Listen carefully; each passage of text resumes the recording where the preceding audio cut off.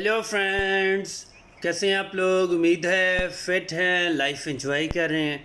Friends, आज detail से video share करेंगे टैंगराइन फ्रूट के अबाउट। और ये हमारी सिट्रस की वैरायटी है। इसका जो फ्रूट होता है वो थोड़े से छोटे साइज़ का होता है। मतलब जैसे हमारा किन्नू माल्टा होता है उसका तो साइज़ बहुत बड़ा हो जाता है, लेकिन टैंगराइन फ्रूट का जो साइज़ है वो थोड़ा सा मीडियम साइज़ रह जाता है। और इसके ऊपर बहुत ज़्यादा फ्लावरिंग होती है, बहुत ज़्यादा फ्रूटिंग होती है। हर साल मार्च में इसके ऊपर फ्लावरिंग होती है और बहुत ज़्यादा फ्लावरिंग होती है। मार्च में जिस वक्त इसके ऊपर फ्लावरिंग होती है आपने कभी भी इसके ऊपर स्प्रे नहीं करना होता है। उस वक्त आपने इसको पानी भी बहुत कम देना होता है। मतलब जो गमले की मिट्टी है आप उसको थोड़ा सा ड्राई रखें, लेकिन बहुत ज़्यादा हार्ड मत होने दें।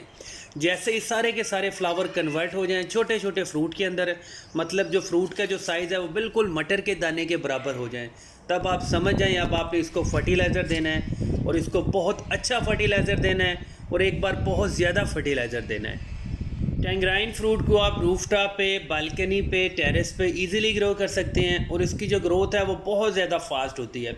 अगर आप नर्सरी से इसका प्लांट बाय करने जा रहे हैं तो आपको इसका ग्राफ्टेड प्लांट लेना है। इसका अगर बाई चांस किसी ने कटिंग से ग्रो किया है तो मुश्किल तो है ग्रो करना, लेकिन उसकी ग्रोथ बहुत ज़्यादा स्लो होती है। इसको आप बड़े बड़े ड्रम में ग्रो कर सकते हैं, जो डीजल के ड्रम होते हैं 200 लीटर वाले, उसमें भी ग्रो कर सकते हैं, लेकिन आपने नीचे ड्रेनेज होल्स बहुत ज़्यादा बनाने पड़ेंगे। अगर आप चाहें तो इसको मिट्टी के गमलों में ग्रो कर सकते हैं, लेकिन मिट्टी का गमला बड़े साइज़ का हो वो बेस्ट है। अगर आप मीडियम साइज़ का लेंगे फिर आपको ट्रांसप्लांट करना पड़ेगा। अगर आप चाहें तो बड़े साइज़ के ग्रो बैग में भी इसको ग्रो कर सकते हैं। इन तीनों ऑप्शन में आपके पास बिल्कुल आइडियल रिजल्ट्स मिलेंगे। अब ये कुछ ऐसा प्लांट है, अगर आप इसको फील करें तो ये बहुत ही लो मेंटेनेंस प्लांट है। अगर आप इसकी बहुत ज़्यादा केयर भी नहीं करते फिर भी ये आपको बहुत अच्छे रिजल्ट्स देता है। अब इसके ऊपर मैक्सिमम फ्रूटिंग स्टार्ट हो गई है और ये अभी 3 साल का प्लांट है और ये ग्राफ्टेड प्लांट है। पहले ये बिल्कुल छोटे से गमले में था, अब इसको हमने शिफ्ट कर दिया है। टैंगराइन फ्रूट को आप जब भी कहीं गमले को रखें आपने इसको फुल डे सनलाइट में रखना है। मतलब एयर की पेनिट्रेशन भी होनी चाहिए, सारा दिन की धूप भी लगनी चाहिए। ऐसा कभी भी नहीं होगा कि आप इसको इंडोर ग्रो कर लें। अगर आप गमले को इंडोर रखते हैं तो आपके प्लांट पे फ्लावरिंग भी होगी, फ्रूटिंग भी होगी, लेकिन ना उसका साइज़ इंक्रीज़ होगा, ना ही जो फ्रूट है वो बहुत ज़्यादा जूसी होगा। और जब प्लांट पे छोटे छोटे साइज़ का फ्रूट लग जाए आप इसके ऊपर NPK का स्प्रे भी कर सकते हैं। अगर आप चाहें तो लिक्विड सी कंपोस्ट बना के वो भी आप फ्लड कर सकते हैं, लेकिन आपने पानी ज़रूर फ्लड करना है। सिट्रस के प्लांट बहुत ज़्यादा टेक्निकल होकर ग्रो करने पड़ते हैं, आपने पानी बहुत लिमिटेड देना है। लेकिन ये फर्टिलाइज़र के मामले में थोड़ा सा सेंसिटिव प्लांट है, इसको फर्टिलाइज़र टाइम टू टाइम चाहिए होता है। ऐसा कभी भी नहीं है कि आप बिल्कुल भी फर्टिलाइज़र ना दें और आपका प्लांट जो है बिल्कुल लश ग्रीन रहे, ऐसा कभी भी नहीं होगा। आपने 60 डेज़ के बाद, 40 डेज़ के बाद लाजमी फर्टिलाइज़र देना है। और सिट्रस के प्लांट्स के ऊपर इंसेक्ट का वैसे कोई अटैक नहीं होता। फिर भी अगर आप चाहें तो कोई नीम ऑयल का स्प्रे कर सकते हैं, जो मार्केट में स्प्रे होते हैं वो भी आप कर सकते हैं। लेकिन अगर आप इनको बड़े बड़े साइज़ के ग्रो बैग्स में ग्रो करते हैं तो वहाँ पे इसको आपको 100% रिजल्ट्स मिलेंगे, क्योंकि पानी के मामले में ये इस तरह सेंसिटिव है कि इसकी जो रूट्स होती हैं उसको मॉइस्चर चाहिए होता है। अगर आप बहुत ज़्यादा पानी दे देंगे, गमलों में पानी खड़ा हो जाएगा तो रूट्स में फंगस भी लग जाएगा। ग्रो बैग्स में ये एबिलिटी होती है कि अगर आप ज़्यादा भी पानी देते हैं तो वो साइड से निकल जाता है, इसलिए ग्रो बैग इनके लिए बहुत ही ज़बरदस्त है। लेकिन ग्रो बैग हमेशा अच्छी क्वालिटी का होना चाहिए, जो कम से कम 8-10 साल तो ज़रूर चले। टैंगराइन फ्रूट हो या कोई भी सिट्रस की वैरायटी हो, जैसे हमारा लेमन के प्लांट्स होते हैं, किन्नू, मौसमी, माल्टे के प्लांट होते हैं, इनकी भी जो फैमिली है बिल्कुल सेम है। मतलब ये 100% एक दूसरे से रिजेंबल करते हैं। अगर आप चाहें तो सबको एक ही जगह पे ग्रो कर सकते हैं, एक ही सीक्वेंस में ग्रो कर सकते हैं। कंप्लीट ग्रोइंग गाइड इनकी बिल्कुल सेम होगी।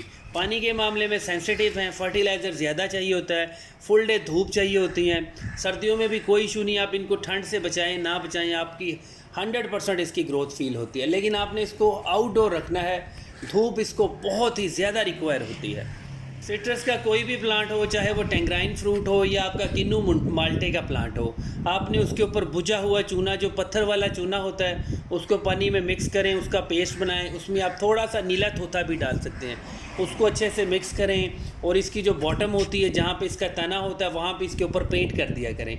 इससे ये होगा कि बहुत सारे फंगस के इश्यूज़, बहुत सारे वायरस के इश्यूज़ सारे के सारे ख़त्म हो जाएंगे और आपके प्लांट के इस वजह से कभी भी फ्लावरिंग ड्रॉप नहीं होगी। और जो सेकंड टोटका है वो भी बहुत इंपॉर्टेंट है। आप हमेशा इसमें चूल्हे की राख लाजमी डाला करें। मतलब बड़े साइज़ का गमला तो एक मुट्ठी चूल्हे की राख डालें। मतलब लकड़ियाँ जलने के बाद जो राख बनती है जिसे बर्न्ट वुड ऐश कहते हैं, वो आप लाजमी डाला करें। जब भी आप ग्रो बैग को फिल करें उसमें कचरा डालें, किचन का वेस्ट डालें, सब्जियों के छिलके डालें, फ्रूट के छिलके डालें, और बीच में आपने 1 मुट्ठी 2 मुट्ठी चूना भी डालना है, 1 मुट्ठी 2 मुट्ठी आपने वुड ऐश भी डालनी है। बाद में अपने प्लांट को ट्रांसप्लांट करना है। फर्स्ट टाइम ज़्यादा पानी देना है, कभी भी ट्रांसप्लांट शॉक भी नहीं लगेगा और आपका प्लांट हमेशा हमेशा परफेक्ट ग्रो होगा। और अगर मार्च अप्रैल में आप इसकी प्रूनिंग का प्लान करें तो ये बहुत ही पुअर आइडिया होगा, कभी भी आजकल इसकी प्रूनिंग नहीं करनी है। और अगर टैंगराइन का फ्रूट है उसके ऊपर आजकल फ्रूटिंग हो रही है, अगर मौसमी का फ्रूट है तो उसके ऊपर भी फ्लावरिंग हो रही है, फ्रूटिंग हो रही है, लेकिन आजकल किन्नू माल्टे के ऊपर ना फ्लावरिंग हो रही है ना उसके ऊपर फ्रूट लगा हुआ है। उसकी अगर आप प्रूनिंग करना चाहें तो आप कर सकते हैं, लेकिन सिर्फ और सिर्फ सॉफ्ट सी प्रूनिंग, मतलब ड्राई डेड ब्रांचेस को आप रिमूव कर सकते हैं, ग्रीन ब्रांच को कट नहीं करना आपको।